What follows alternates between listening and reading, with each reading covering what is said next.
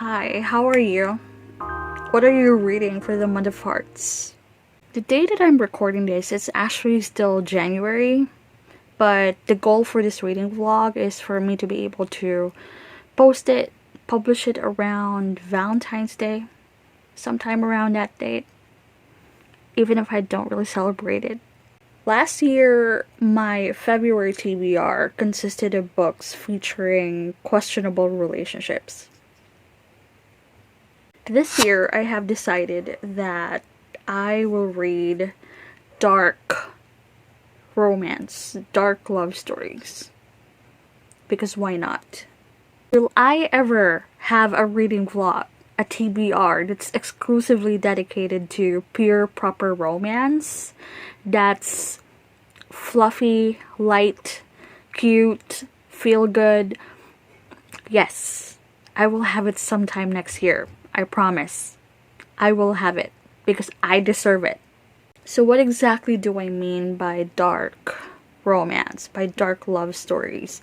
I think my first book in this TBR is a good preface to that.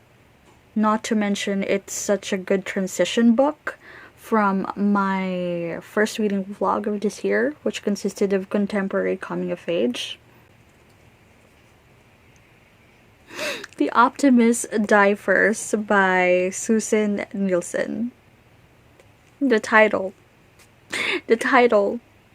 This book has been with me for a long time. It's been on my TBR pile for over a year now. I bought this November of 2021. Oh, I forgot to mention.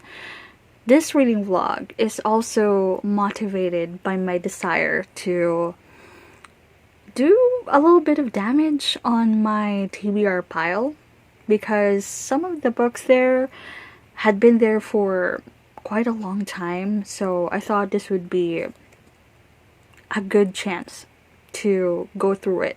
And I don't want this to be spending a second year on my TBR pile.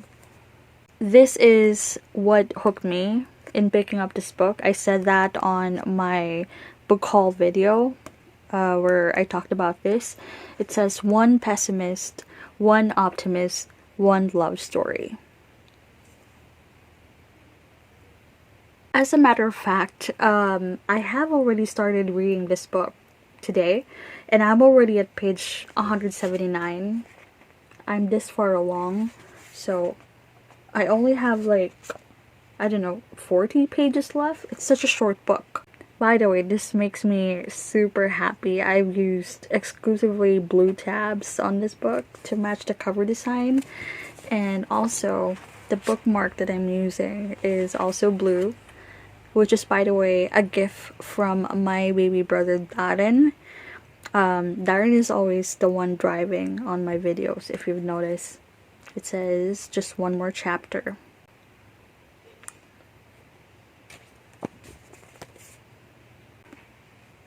The second book that I'm reading for this vlog is In the Shadow of Blackbirds by Kat Winters. This is fairly new. Well, not really. I bought this as part of my summer book haul last year, July of 2022. So I don't really want it to be on my TBR pile for a year long. I bought this thrifted at a book sale, and during that day that I bought books at book sale, I bought 3 books total. I've already read 2 out of 3. This is the third and last one that I haven't read yet. And so far, those 2 books I massively enjoyed. So yes, I have just as high expectations. This is several genres into one novel, which really excites me. It's mystery, ghost story, historical fiction, and romance. So sounds very gothic to me, something like that. Especially that's the vibe that I'm getting from the cover design. I can't wait to start this book. And the third and final book for this reading vlog is These Shallow Graves by Jennifer Donnelly. Jennifer Donnelly is one of the most important authors in my life. Of course, I still don't have this channel during the time when I discovered her, but Jennifer Donnelly is an all-time fave for me. I purchased this book as part of my first Big Bad Wolf haul experience that was back in December 2021. But Jennifer Donnelly, I've known her for over a decade now. I don't mean to imply that we're on a close relationship, but I have been reading Jennifer Donnelly for so long. And she's one of the most important authors that inspired me, that really intensified my desire to want to write books. This is not to brag, but I just really, really want to rave about how much I love her. I own 3 of her books, and over the last couple of years, I've always been in love with the way that she writes. Revolution, this is quite a reluctant 4, to be honest. It's a reluctant 4 stars book. But these 2 books, especially this one, A Gathering Light, but also this one, The Heroes. These 2 books are solid 5-star reads, and I would say that these 2 books are perhaps some of the biggest reasons why I'm a historical fiction girl. I'm obsessed with historical fiction because Jennifer Donnelly writes them so well. This Shallow Graves is also historical fiction. And I believe this one has investigative crime elements to it. And romance, of course, as you can see on the cover. So, I put this last though because it's such a big book. Quite honestly, this is one of the chunkiest books that I have on my TBR pile. So it'll be super satisfying to finish this. Dark love stories, dark romance for 2023 Valentine season. Yes. I'm on chapter 35 of The Optimist Die First, so I only have this much left. I'll be out with my family to do the grocery run since it's a weekend. I will finish this book. Talk to you later.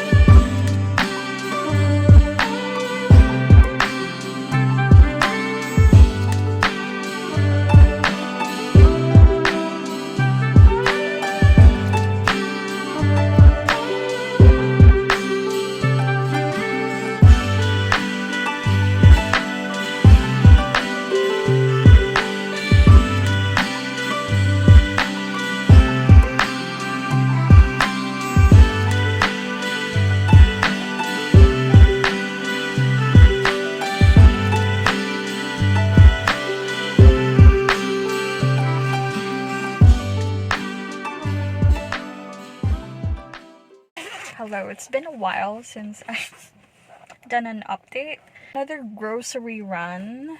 Going out again to do the groceries with my family. I haven't updated you because I'm feeling a lot of complicated feelings about Optimus Die First. I've actually finished that several days ago and I haven't updated you because it's kind of heartbreaking. I wanted that book to be 4 stars. A small part of my brain even wanted that book to be a 5 stars. And the last several chapters just didn't live up to the potential, So I'm gonna talk more about that. But I've started The Shadow of Blood. So I don't want to jinx it, but this might be the first 5-star book of the year. Talk to you later.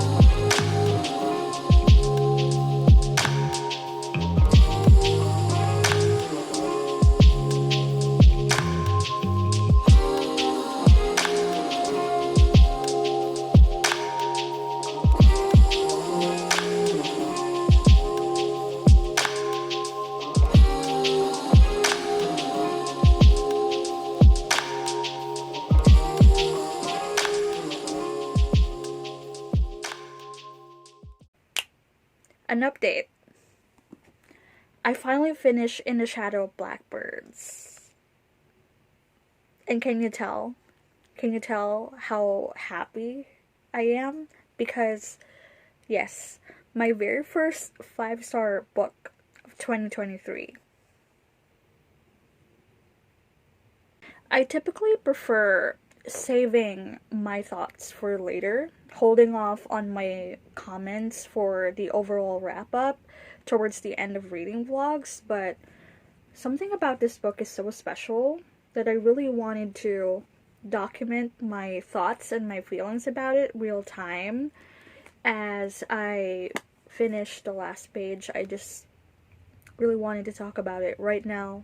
However, let me just circle back very briefly about my thoughts about The Optimist Die First, and why exactly did I say that I'm kind of heartbroken about it.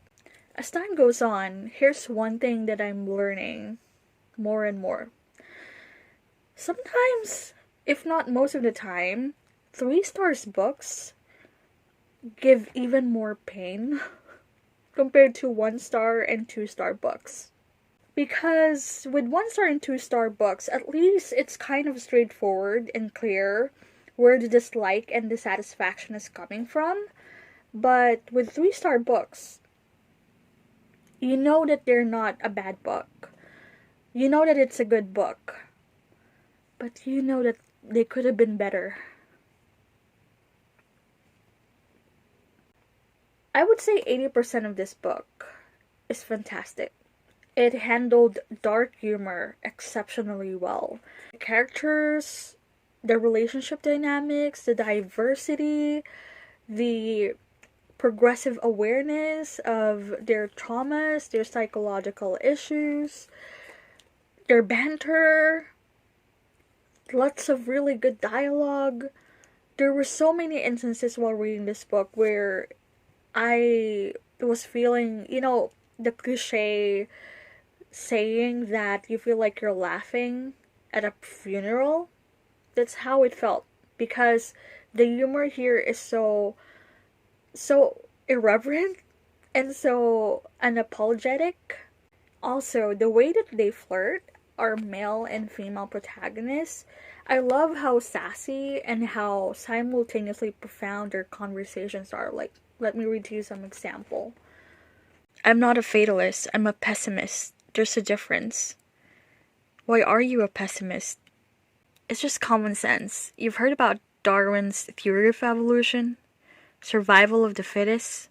The pessimists were the fittest. They were the ones who were wary of neighboring tribes or cute little lion cubs. They knew the cute lion cub's mother was nearby. The optimists were like, "Here, kitty kitty." Their optimism literally killed them. But the optimists were happier, surely. Maybe, but at what cost?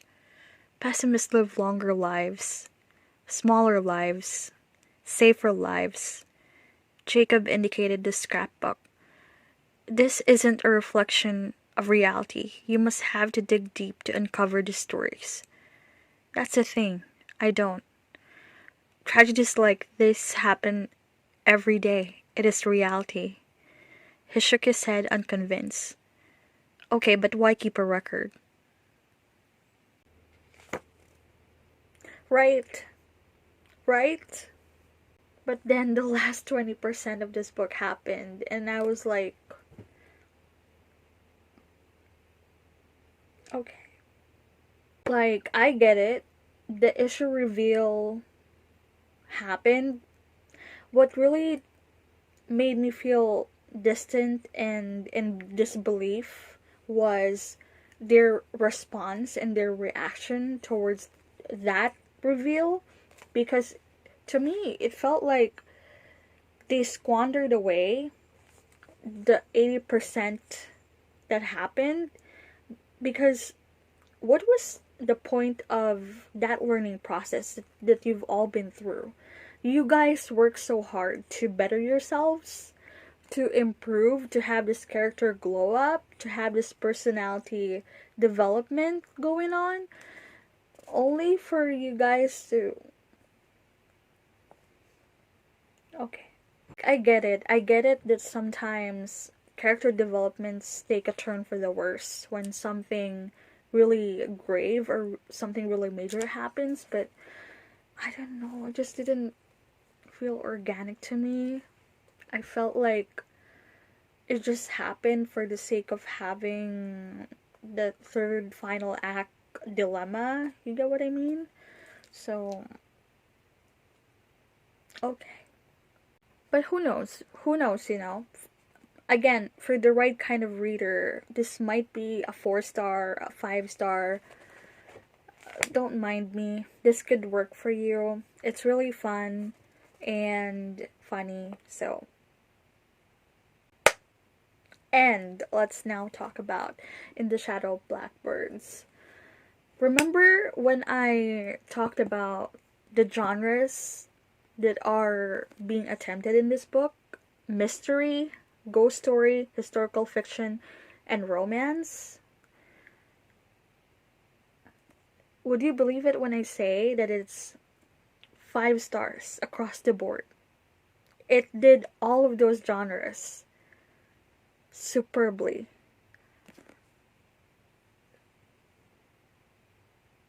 Before anything else, though, this is not really a spoiler because this literally is the beginning and the entire setting of this book. This happened in the 1918, and they are in a pandemic. Yes, you heard it right. In a pandemic. This was during the time when influenza was killing millions of people across the world. And this coincided with the First World War. So it has a lot of creepy images, creepy photos, because this book tackled science versus spiritualism, which was all the rage during this era. So it's so good. It's so good. So you'll get images like this. Soldiers or cops wearing masks. So the entire book, they are always obsessing over wearing masks to avoid the flu. And girl, that's not even the exciting part. Alright? I'm not even making this up, but their home remedy, or what they consider as something that would protect them from the flu, guess what? Onions. So there was a point in this book that there was a shortage of onions because everyone was using that to cure, to protect themselves from the flu. This book was published in 2013, by the way. 2013. And it's 10 years later. I'm reading this in 2023. This is why I obsess over historical fiction, right? Hear me out. No matter what year you're living in, no matter which decade or era you're in, historical fiction would always hit a nerve, would always resonate with you because it's timeless fiction. In the Shadow of Blackbirds did that. Perfect pitch. As I was reading this book, my dread increases every chapter. So there's just this overwhelming anxiety as I approach the end. And when I reach the reveal,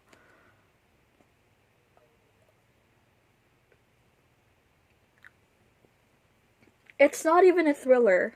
It's not even a thriller, and it made me feel terrified and scared and anxious the entire time that I'm reading this book. How? And did I talk about the writing? Did I talk about the writing style? Ooh! The writing style? Let me read to you. Let me read to you some parts, okay? So this is war. The declaration changed Coronado and San Diego overnight.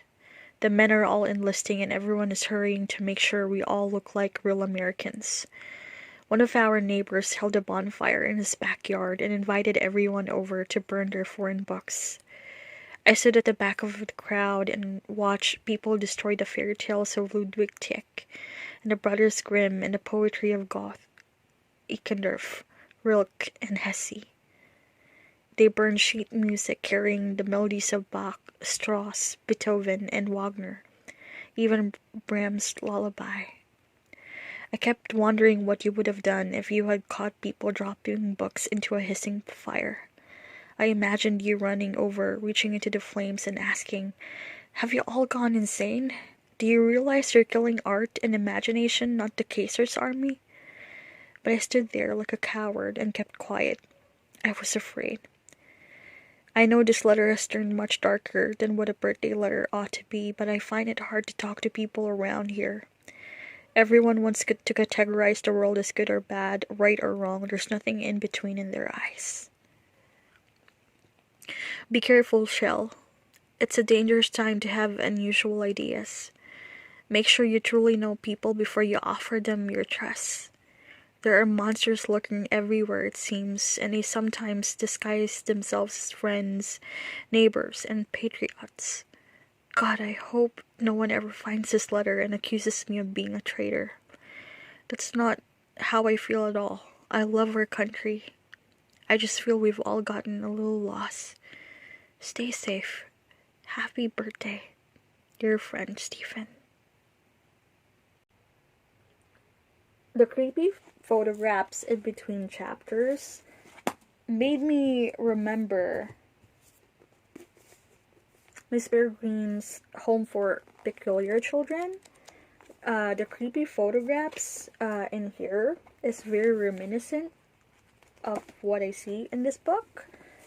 Also made me remember The Mistletoe Bride by Kate Moss, which ended up one of my best books of 2022, since it also has creepy illustrations in between the short stories.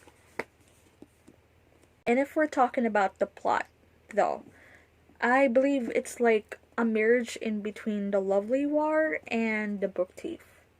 So, it's like these two books in one timeline.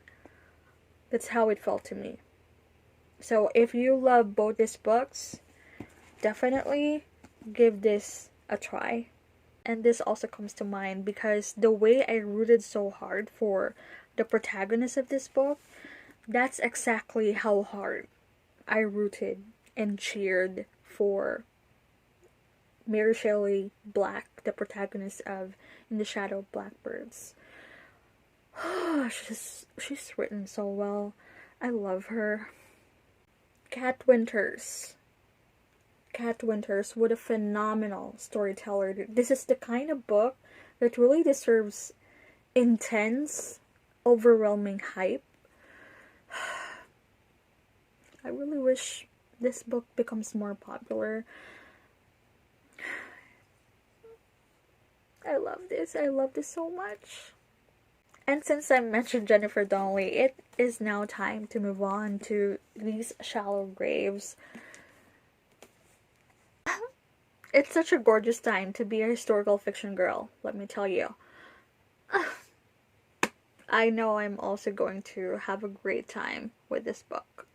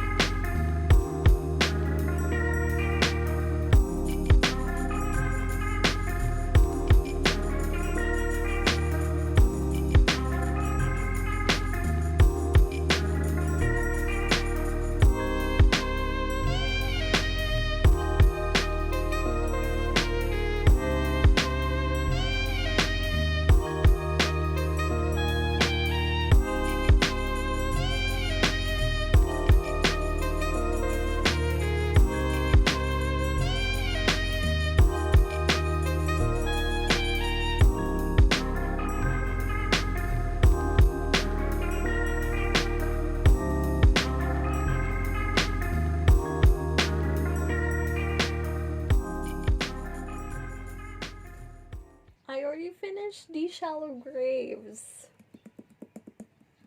Where do I even begin to tell you about my experience about this book? Oh my goodness.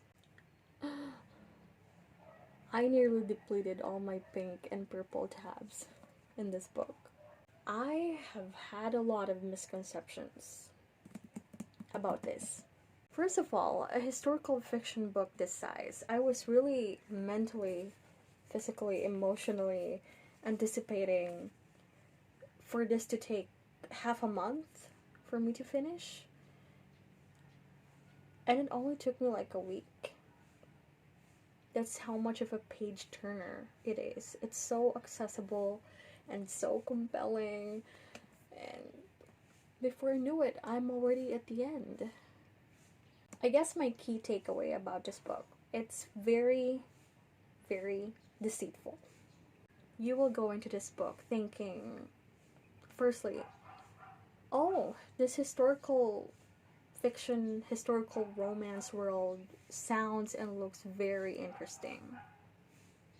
No different from other historical fiction, historical romance books that I've read so far. Number two, you will think, oh, it's not even 100 pages yet, and I already know who the culprit is and how they did it. So basically, you will be led into the assumption, you will think that, number one, there's nothing groundbreaking. Number two, I already got it all figured out. Mystery solved. There's nothing to look forward to anymore. Whew. Oh man, this is very, very deceitful. Jennifer Donnelly really got us thinking that way. Jo didn't reply. She just looked down at her hands, folded in her lap. Her uncle's words, she knew, were intended to make her feel ashamed of herself. That was what people did when they wanted to stop a girl from doing something. They shamed her. Don't fill your plate, it's greedy. Don't wear bright colors, you look fast. Don't ask so many questions, people will think you bold. I haven't done my reaction real time, but here's a short clip of my reaction when I turned the last page of this book. So I've just finished The Shallow Graves, and as you can tell by my voice, I'm tearing up right now. And I thought I'll just show you my goosebumps after finishing the last page. My goodness. Jennifer Donnelly really, really does things to me. Like, my goodness. My goodness. I'm trembling. Honestly, I've been consoling myself. I was telling myself, it's okay. This is a 4 stars book. There's nothing bad about that.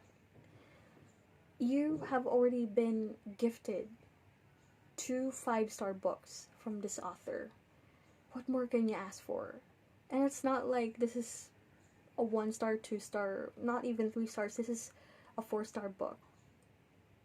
I was telling myself that.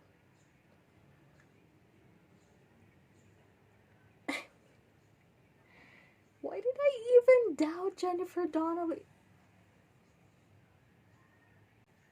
She never disappoints.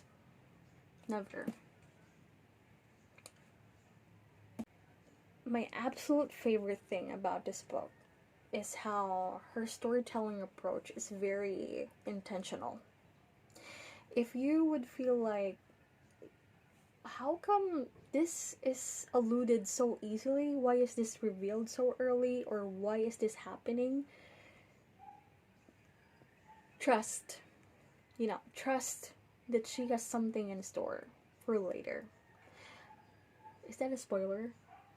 I love it that there are things that are revealed to you very early into the book so that you would feel the helplessness being felt by the protagonist, and it rationalizes her actions in a way because you very much feel how much of a spectator you are as you witness her trying to be logical in her decisions, and she's doing the right thing, and it's the society that's failing her. The wisdom, phenomenal. And the romance, I love it that it started on such a cliche classic enemies to lovers trope, preceded by flirty banter that's almost predictable because you find yourself a spectator as well to their cheesy, cringy courtship phase. I love it that it's meant to be that way because it shows you how they're acting like teenagers. They're acting like their age. And there's nothing wrong about it. It's realistic that way. Excellence is when they are slowly being transitioned to the realities of the world. And that's when their love is growing up.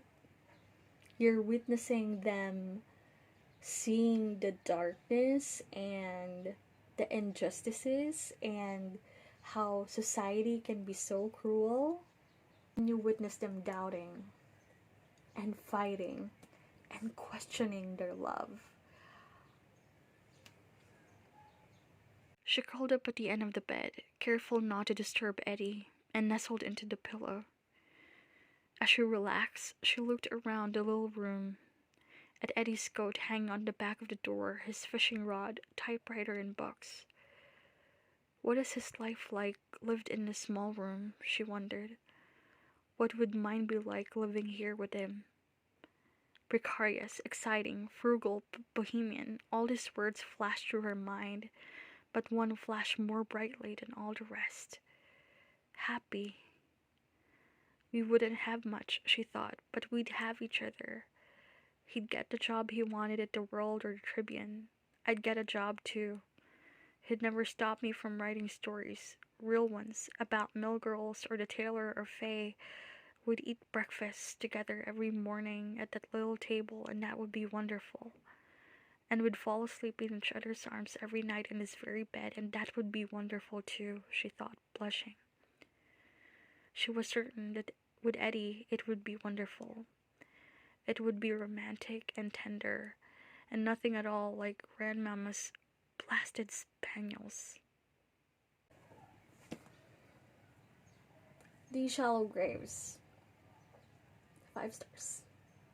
And that's the end of the reading vlog. If you've watched all the way until here, thank you so much for making me feel not alone.